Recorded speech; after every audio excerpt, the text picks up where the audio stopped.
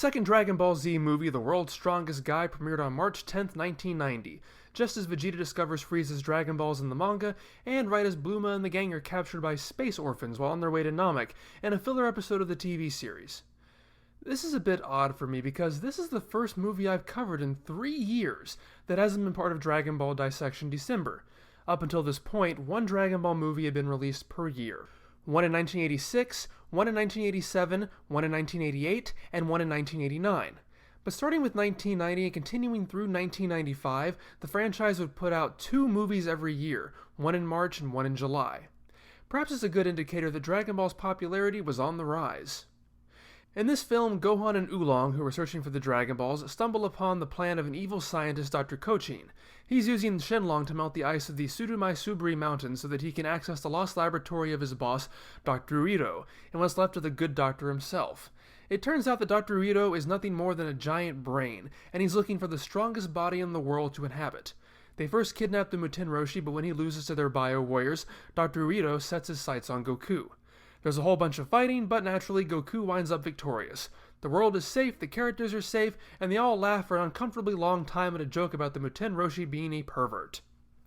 This movie serves as the origin for plenty of DBZ movie cliches, such as Kuririn getting smacked around for comedy when the other fighters are doing fine, Piccolo arriving just in the nick of time to save Gohan from a threat, and Goku defeating the enemy with a Genki Dama, something that almost never happens in the series itself, but happens quite frequently in these movies. But it's also fairly similar in structure to the last film. Once again, it's a rescue plot, only instead of Gohan being the object, it's the Muten Roshi and Bulma. Piccolo is again taken out by henchmen at the beginning of the film, and again fights Goku at one point. They have to resort to mind control this time, since although he is referred to as Piccolo Daimo twice, he's pretty officially a hero now. Gohan gets another musical number, which still amazes me, and this one doesn't even have substance abuse as an excuse. But I do like this one a lot better. It's all about how Gohan loves Piccolo, and it's titled, I Love Piccolo-san. Naturally. As a kid, I used to rewind this part of the tape and watch it over and over and over again. But if this was intended to be a recurring feature in the films, it didn't survive past this one. I'm okay with that. As much as I love how ridiculously cute this song is, I think shoving it into the formula every time would have gotten grating very fast. And would you believe they managed to put in yet another instance of Chi-Chi yelling, "Gohan-chan, Gohan-yo," at the end of the song? The song, though, isn't just fluff. It serves as an insight into his character. More so through the visuals than its frankly non-sequitur lyrics, it expresses the pull in 2 different directions Gohan experiences. His desire to be a scholar, represented by his mother, and his thirst for adventure, represented by Piccolo. Interestingly, unlike how Gohan has been portrayed from the end of the Cell arc to the present day, it's the call to adventure that seems to win out, here in the song and later in the film when he sneaks out to join the battle, and in a symbolic gesture he abandons the clothes his mother gave him for the clothes Piccolo gave him. The song also demonstrates his admiration for Piccolo while hinting at an insecurity that Piccolo could be completely indifferent to that affection. Even in Gohan's fantasy, Piccolo isn't having any of it. And Gohan's relationship with Piccolo ties back into the plot several times. It establishes why Gohan is affected so strongly seeing the mind-controlled Piccolo battling his father. Gohan's insecurity physically manifests itself through Piccolo physically beating Gohan and ignoring his pleas to stop doing evil things. And the threat is resolved at the very end when Piccolo admits that Gohan did well, confirming that he not only cares for Gohan but respects him too. So while the Piccolo saving Gohan trope is on display like it will be in later films, here it actually feels like there's a point to it, rather than it just being a checkbox on a list of things that have to happen. But let's get right down to it. While this is perhaps as formulaic as they come, I have a really big soft spot for this movie. It's probably one of my favorites. It certainly helps that the formula hasn't become old yet, but I think it's in large part due to the order in which I was introduced to Dragon Ball material. See, I absolutely love the score for this movie. Just like I think the second Dragon Ball movie has its best score, I think the second Dragon Ball Z movie likewise excels in its soundtrack. There is just such ambience to it. The main Dr. Uiro theme is reused in the series as Frieza's theme, which I use as the opening music for the Frieza arc of Dragon Ball Dissection. And obviously I wouldn't use it if it didn't, pardon the pun, strike a chord with me. Even just the sustained notes at the beginning highlighting this bubbling brain in the shadows are eerie. And it also has my favorite variation of Piccolo's theme with electric guitar, played when the evil Piccolo attacks Goku. The late Frieza arc begins to really overuse this piece though, which dilutes its impact. Finally, Kikuchi uses this movie to continue his apparent obliviousness to the fact that Dragon Ball has received a new theme song in the form of Chala Head Chala, because, just like the last movie, he throws in another instrumental rendition of Makafushigi Adventure. My first experience with the tune was this movie, and yet somehow it sounded instantly familiar. Actually, when I first saw this movie and listened to this movie, it blew me away, because I'd never heard Dragon Ball sound anything like this. It was totally different than the score I was hearing in the TV show. It was so much better than anything I'd ever heard in the TV show. It also knew when to be quiet, letting things like echoing footsteps do the work. I didn't remember any kind of atmospheric silence like that in the TV show, and at 12 I figured, well, it's because it's a movie. They had a bigger budget, they put some of that into scoring it. And that's not completely untrue, as the majority of scoring at this point in the franchise was now being done for the films. But what I didn't understand at the time is that the TV series was indeed supposed to sound just as cool as this movie did, if I was watching the right version of it. Unbeknownst to me, I was being introduced to the original Japanese musical score for the very first time.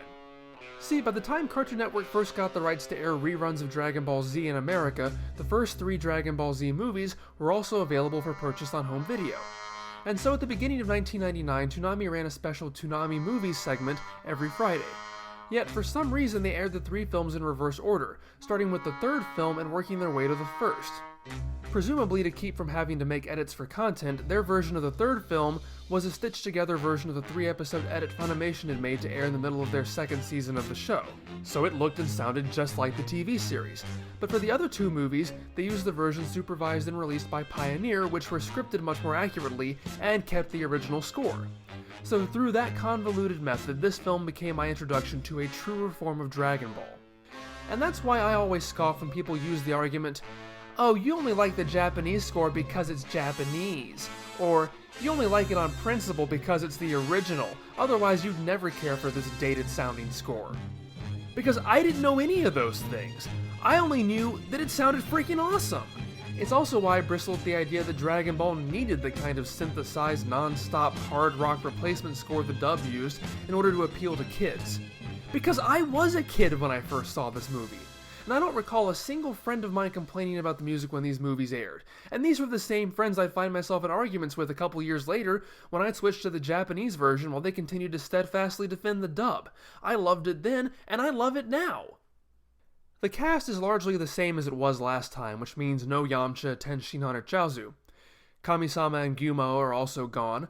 The Muten Roshi and Bluma have been bumped up from the cameos they had in the last film. In fact, for fans who've only witnessed Kami sending in the Z material and onward, this movie leaves a very good impression of him, as he gets some good action scenes throughout the film, in stark contrast to the small comedic roles he was usually given by this time in the series. He takes out the henchmen, puts up a decent fight against the Bio Warriors, and leads his students in a group Kamehameha. Bluma is primarily around for exposition, as her scientific background allows her to recognize the villains, and the villains themselves have no issue blabbing their plans to her. The big surprise this time around, character-wise, is that not only is Oolong in the movie, but he has a pretty substantial role. While by this point in the series Oolong is limited to background appearances, the movie series would frequently use him for comic relief. As I've said before, I'm a fan of Oolong, so it's nice to see at least one branch of the franchise taking advantage of his scene-stealing character. And I'm sure Tatsuta Naoki was happy to get some voice work done. But he's not simply comic relief in this film. He plays a major role in getting the plot moving. He steals the Dragon Radar when he sees the balls coming together, and taking Gohan along, the 2 of them witness Dr. Uiro's revival and are attacked by their minions. So when the Muten Roshi is captured by those same minions, Oolong is able to point Goku in the right direction. It is rather surprising that he's paired up with Gohan, considering I don't think the 2 of them ever interact in the entire series. And yet for some reason they make a pretty good pair, like Oolong is some delinquent older brother. I'm not sure why Oolong, and Bluma for that matter, seems to live at Kame House for this movie. I'm also not sure why Oolong thinks he'll be able to wrest the Dragon Balls away from whoever's collecting them so quickly. Nor do I know why he thinks he'll be able to wish for panties again when Shenlong has already granted that wish once before. In some ways, this movie solidifies the approach to these movies started with the last one. There is no way to go straight from the last movie into this one as a continuous story. The near-helpless Gohan of that movie has a lot of steps to take before he's the combat-active, Piccolo-loving character he is here. They expect you to be familiar with the series to follow this movie, and yet, try as you might, there is no way to fit this movie into continuity. At all. Just like with the next several movies, the length of the Frieza arc, which keeps a lot of the characters dead and the remaining ones on Namek, makes this impossible to fit.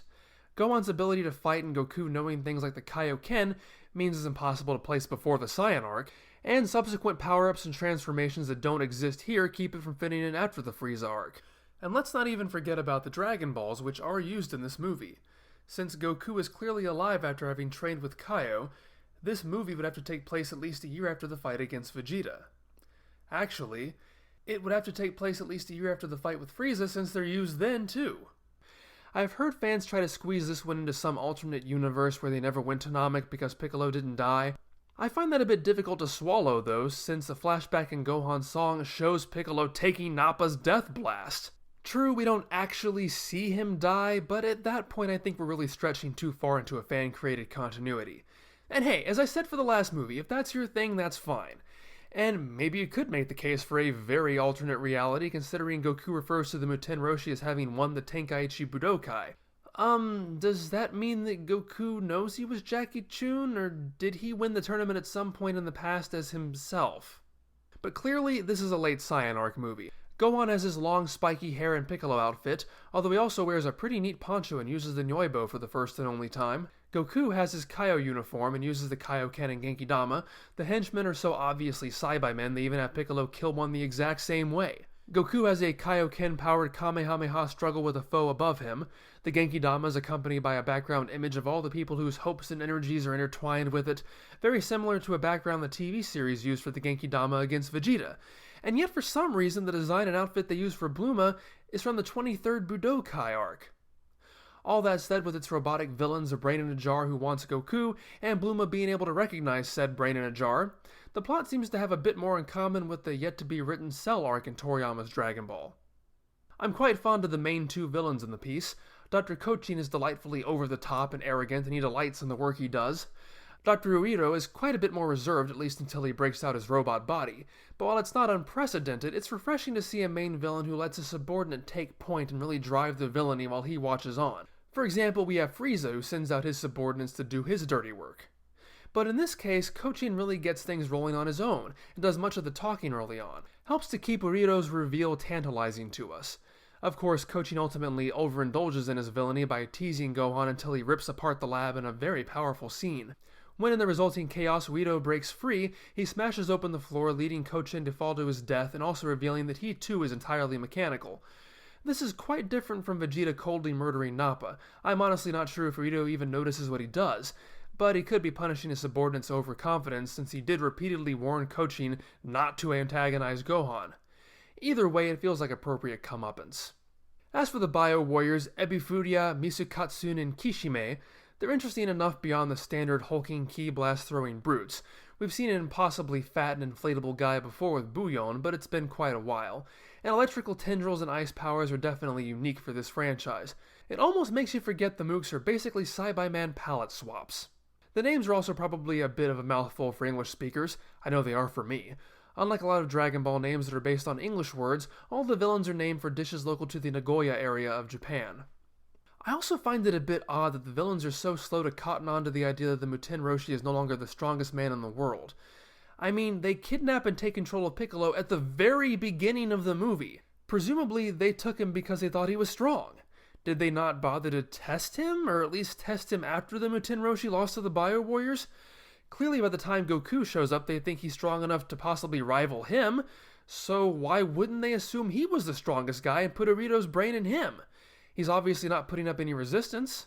I suppose the cynical answer is that he's given this role just to get another Goku and Piccolo fight in there, and then they just throw him in the closet for half the movie so his reveal is more startling, but it really doesn't make much sense when you think about it. The colors are perhaps a bit drab compared to the previous movie, but they fit the dark, shadowy atmosphere very well.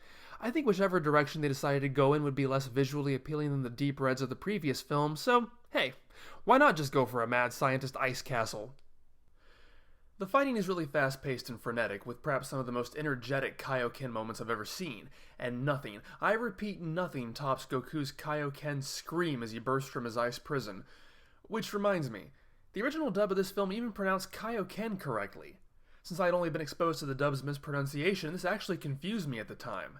It was compounded when I ended up finding the Kyoken in an online attack dictionary, And since it was described as a move where Goku snarls and screams a lot, and I didn't understand Japanese phonetics, I rationalized a different pronunciation by assuming that this was the Kaioken from this movie, just like how so many Americans mispronounce the Street Fighter guy as Ryu. Perhaps it's out of place for me to get into this in Dragon Ball Dissection, but given my attachment to this movie in particular, and how good Funimation has become with the property in recent years, it just saddens me so much how perfectly they dubbed this movie the first time, only to take about 10 steps backwards when they redubbed it. So that's The World's Strongest Guy. I like it quite a bit. Like the first film, it finds itself in an odd position of being soon after Toei's split of the series and not knowing exactly where Toriyama is heading in his story, leading to an odd amalgamation of later Dragon Ball concepts with earlier Dragon Ball items and musical motifs still peeking in. And I think it's all the better for it. If I was forced to pick only one of the original DBZ movies to watch again, it would definitely be this one. But next time, we get back to the main series so Vegeta can arrogantly lord over everybody in the Frieza arc Part 5. See you there!